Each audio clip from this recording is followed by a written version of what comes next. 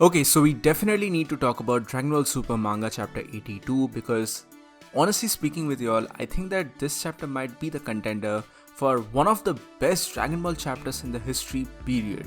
This was just absolutely magnificent and I really enjoyed every single part which this chapter actually had to offer. And I'm not kidding here because frankly speaking, I'm not really a huge fan of this entire arc. For the last couple of months, I have not been covering the Dragon Ball Super manga stuff at all because I was just not interested in the story narrative. It was getting too repetitive and too boring for me, and Granola as a character was not just good enough for me to have any kind of a sympathy or to be invested in him whatsoever. It was just becoming yet another Goku show with Vegeta being delegated to the sidelines. It was basically getting boring, but this chapter, oh boy, everything changed. Literally everything changed here. And before talking about this chapter, I also need to mention one particular part why I was not liking this arc up until this moment, and that was the addition of Bardock. Now, personally speaking, I'm a huge fan of the entire character of Bardock. Both the incarnations, by the way, not just the anime original one, but in fact the DBS Broly version as well, which was sort of inspired by Dragon Ball Minus. I also liked this version of Bardock, and it was one of the most emotional and really great moments for me when I saw the tearful goodbye which Bardock and Kine gave to Goku, and that was generally one of the highlight moments of the Dragon Ball Super Broly movie. So essentially I'm a fan of this version or this iteration of Bardock, but I was just not really liking the story element and how it was all pacing together, specifically considering how Goku is currently facing off against the villain. I understand that he is grown up now and he's much more powerful, but this is the same villain which Bardock faced back in the day and he was going toe to toe against it. And keep in mind that this is the same villain which is keeping Goku, Super Saiyan Goku, at harm's way, and Bardock was able to keep up with this particular character. I understand that at the end of the day, Gas was younger and much more inexperienced, but still, I was just not liking the plot element because how is Bardock, who is not even a Super Saiyan at that particular moment, able to defeat Gas? How is that even possible? But now, after this particular chapter, I feel like this involvement is much better and they might legitimately introduce some really good plot point to aid into the entire Bardock story. But this is incredible and we definitely need to talk about it. So hello and welcome to WhyZ. Today we are going to talk about Dragon Ball Super Manga Chapter 82. Now this is basically a classic collaboration of old school Dragon Ball comedy, the original goofiness of Dragon Ball, the incredibly unique martial art tactics of Dragon Ball Z, and even modern Dragon Ball Super as well. It has just amalgamated all of these different things, and not just Dragon Ball, in fact, it has also taken in some very key elements from the stories of Superman to even Kung Fu Panda as well. I mean, let's be real about this. Goku remembering his past, specifically his parents, this is definitely taken from the Superman storyline. But the thing here is that Superman, because he has been made so many different times by various different writers, authors, it doesn't really matter. There might be some stories where he knows or where he is familiar with his heritage and even his parents, and there might be other stories where he's not so familiar with his direct parents and he's just aware of his Kryptonian heritage, just that's it.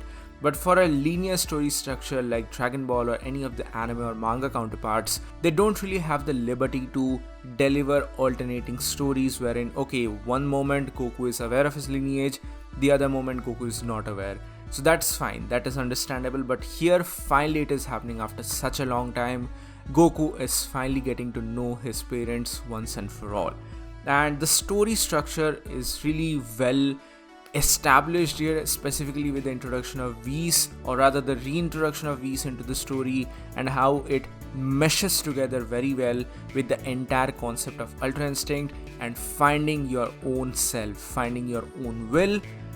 This entire chapter really reminded me so much of one of my absolutely favorite movies of all time in the form of Kung Fu Panda 2. Now you might say here that, hey, Goku has already acknowledged his heritage. This happened all the way back on Namek when Goku acknowledged the pride of the Saiyans from Vegeta, and even in modern Dragon Ball with Dragon Ball Super Broly, he acknowledges that he is Kakarot. So what is the need for all of these things? Well, I have an answer for it. there are two different outtakes or two different narratives here, like which are happening simultaneously. On one hand, Goku's heritage. Of course, Goku is now aware that he's a Saiyan. He understands the Saiyan pride after seeing Vegeta and a number of other characters. And he also acknowledges that yes, he is a Saiyan himself. But that's just one aspect. The other aspect is his own parents. He knows about his parents, he has heard of his parents, but he doesn't really know who they are. He doesn't know about their existence, he doesn't know who these people are. And that was one of the most central key elements or plot points of old school Dragon Ball. That a boy landed on Earth and he forgot his memories. Just that's it.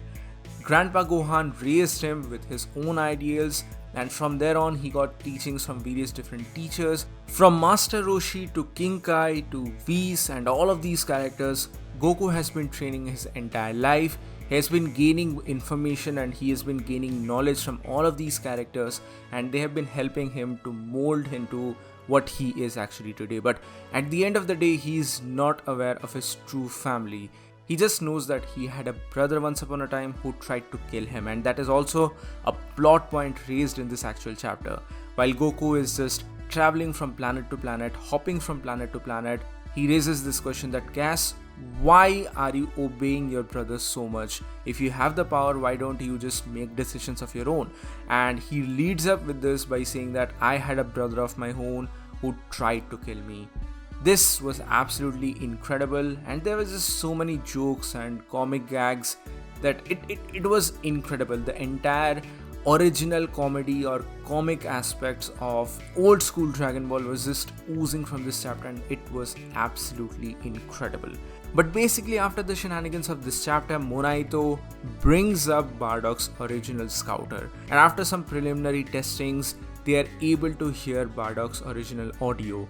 And here Bardock is telling, or rather referring to Monaito and a young Granola to stay alive, to just go away and stay alive. And that triggers the memory. That is the trigger. That is the auditory cue which is needed for Goku, because he, at that particular moment, he just remembers everything.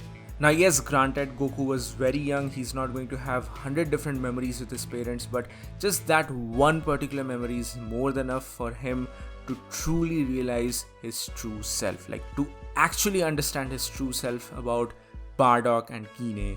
This moment, this was just so beautifully done in the Dragon Ball Super Broly movie that I just immediately was a bit emotional for this scene. This is incredible. This is probably one of the best aspects which has been introduced in modern Dragon Ball, and I just so much love this. I love this, absolutely love this. I know I might be seen a little too hyper for this chapter, but you have to understand here that for the last couple of months I was really not liking the Dragon Ball story, the Dragon Ball Super story, but after this chapter things changed.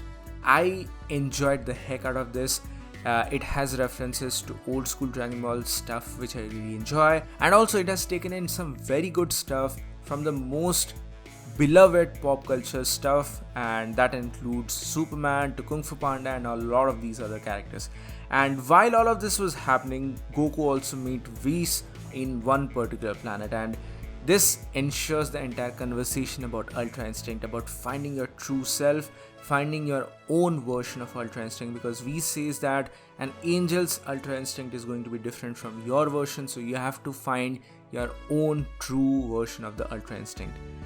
Guess what? This is it. This was the key to unlocking the final or the completed Ultra Instinct. It's exactly like that meme where this entire jigsaw puzzle, that last one piece is left for you to complete yourself. It's exactly that thing. This was the final piece which Goku was missing, and that has been established now. I'm just so happy with this chapter. The entire thing is just incredibly well done. Toyotaro, thank you finally for this chapter. Thank you a lot.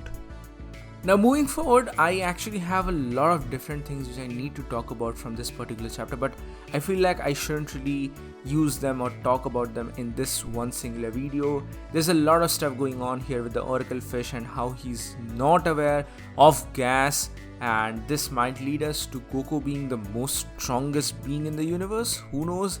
There's a lot of stuff which we need to discuss, so stay tuned, subscribe to the channel, because I'm going to do videos upon that very soon. I'm really happy with this Dragon Ball chapter, so I will definitely do more Dragon Ball contents very soon.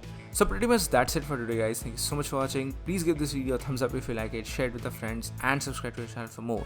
This is WhyZ, and I'll see you all in the next one.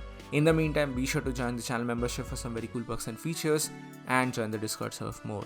I'll see you all on the next one.